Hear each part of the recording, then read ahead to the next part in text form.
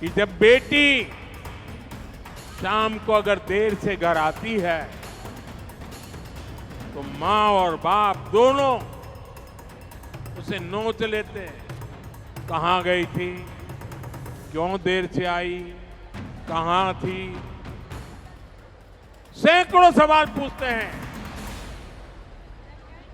और मैंने सवाल उठाया था कि बेटियां अगर बाहर से देर से आ जाए तो सैकड़ों सवाल तो पूछ लेते हो, लेकिन क्या कभी बेटा देर रात घर आता है तो कभी उसको भी तो पूछा करो बेटे कहां गए थे। साथियों, मैंने लाल किले से प्रधानमंत्री के बाद जब पहली बार मुझे लाल किले पर से देश को संबोधन करने का अवसर मिला था, और मेरे पहले संबोधन में मैंने एक चिंता व्यक्त की थी और मैंने कहा था कि जब बेटी शाम को अगर देर से घर आती है तो माँ और बाप दोनों उसे नोच लेते हैं। कहाँ गई थी, क्यों देर से आई, कहाँ थी, सैकड़ों सवाल पूछते हैं। और मैंने सवाल उठाया था कि बेटियां अगर बाहर से देर से आ जाए तो सैकड़ों सवाल तो पूछ लेते हो, लेकिन क्या कभी बेटा देर रात घर आता है तो कभी उसको भी तो पूछा करो बेटे कहां गए थे, किसके पास थे, क्या कर रहे थे। महिलाओं के खिलाफ होने वाले अपराधों को रोकने के लिए, एक बेहतर समाज बनाने के लिए ये बहुत जरूरी है।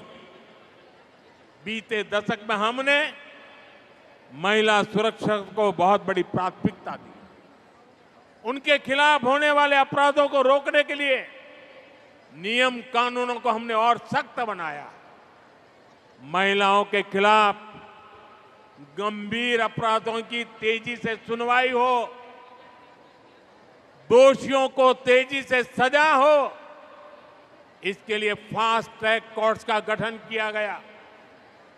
अभी तक ऐसी करीब 800 कोर्ट्स, 800 जेटली नवी कोर्ट देश भर में स्वीकृत की गई है और इनमें से ज्यादातर ने काम करना शुरू कर दिया। इनमें रैप और पॉस्को से जुड़े करीब 3 लाख केस तेजी से निपटाए गए। बहनों અને બાળકો સાથે જોડાયેલા આવા અપરાધોના 3 લાખ કેસ એમાં ચુકાદા લાવી દેવામાં આવ્યા। ये हमारी सरकार है जिसने रैप जैसे संगीन अपराध में बलात्कार करे ने અમે આવીને કાયદો બદલ્યો અને આવા પાપીને फांसीना माछड़े ज लटकावानो हो। फांसी की सजा, ये हमने कानून बदला। हमारी सरकार ने 24/7 24 कलाक 365 दिवस विमेन हेल्पलाइन को मजबूत किया। महिलाओं के लिए वन स्टॉप सेंटर शुरू किए। देश भर में ऐसे 800 के करीब सेंटर चालू हो चुके। इनसे भी 10 लाख से अधिक महिलाओं को मदद मिली। साथियों, अब जो भारतीय न्याय संहिता देश में लागू हुई है, अंग्रेजों के काले कानून को हमने हटाया। देश की आजादी के 75 साल के बाद ये पुण्य कार्य करने का सौभाग्य आप सबने मुझे दिया। और क्या बदलाव किया? उसमें महिला सुरक्षा से जुड़े प्रावधानों को और ज्यादा सशक्त किया गया है। भारतीय न्याय संहिता में महिलाओं और बच्चों के खिलाफ अपराधों पर एक अलग अध्याय जोड़ा गया है। हम सभी की, पीड़ित बहनों की, समाज की ये शिकायत थी कि अपराध होने पर बेटियों को तारीख पर तारीख यही सिलसिला चलता है। न्याय का लंबा इंतजार करना पड़ता है। भारतीय न्याय संहिता में इसका भी ध्यान रखा गया है। बलात्कार जैसे जघन्य अपराधों में 60 दिन के भीतर आरोप तय हो, 45 दिन के भीतर फैसला सुनाया जाए, ये व्यवस्था बनाई गई है। पहले पीड़ित को पुलिस थाने आकर एफआईआर करवानी पड़ती थी, पुलिस स्टेशन जरूर पड़े। अब नए कानून में कहीं से भी एफआईआर दर्ज कराई जा सकती है। इससे पुलिस को भी फौरन कार्रवाई करने में आसानी होती है।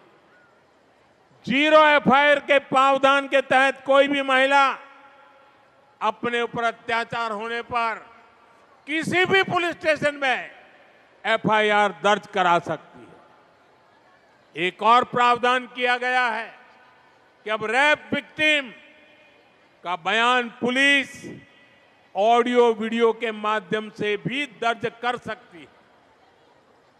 इसे भी कानूनी मान्यता दी गई है। पहले मेडिकल रिपोर्ट में भी काफी समय लग जाता था। अब डॉक्टरों द्वारा मेडिकल रिपोर्ट आगे बढ़ाने के लिए भी 7 दिन का समय तय कर दिया गया है। इससे पीड़ित महिलाओं को काफी मदद मिल रही है। साथियों, ये जितने भी नए प्रावधान भारतीय न्याय संहिता में किए गए हैं, इनके परिणाम भी देखने को मिल रहे हैं। सूरत जिले का ही एक उदाहरण है। पिछले साल अक्टूबर में वहां एक बेटी के साथ गैंग रेप की दुखद वार्ता हुई। वारदात गंभीर थी। भारतीय न्याय संहिता के बाद इस केस में सिर्फ 15 दिन के भीतर आरोप तय हुए और कुछ सप्ताह पहले दोषियों को उम्र कैद की सजा भी हो गई। 15 દિવસ में પોલીસે કામ પૂરું કર્યું, ન્યાયની પ્રક્રિયા ચાલી અને ટૂંકા ગાળામાં જન્મટીપની સજાએ થઈ ગઈ। भारतीय न्याय संहिता लागू होने के बाद देश भर में महिलाओं के खिलाफ अपराधों की सुनवाई में बहुत तेजी से आई है। यूपी के अलीगढ़ में एक अदालत ने नाबालिग से रेप के मामले में 20 साल की जेल की सजा सुनाई है। ये यूपी में भारतीय न्याय संहिता के तहत पहली सजा है जिसमें आरोप पत्र दाखिल होने के 30 दिन के भीतर सजा सुनाई गई। कोलकाता की एक अदालत ने 7 महीने की बच्ची से रेप के मामले में दोषी को फांसी की सजा सुनाई है। ये सजा अपराध के 80 दिनों के भीतर सुनाई गई। देश के अलग अलग राज्यों के उदाहरण ये साफ दिखाते हैं कि भारतीय न्याय संहिता ने, हमारी सरकार ने जो अन्य फैसले लिए हैं, उन्होंने कैसे नारी की सुरक्षा को बढ़ाया है और नारी को जल्द न्याय भी सुनिश्चित किया है।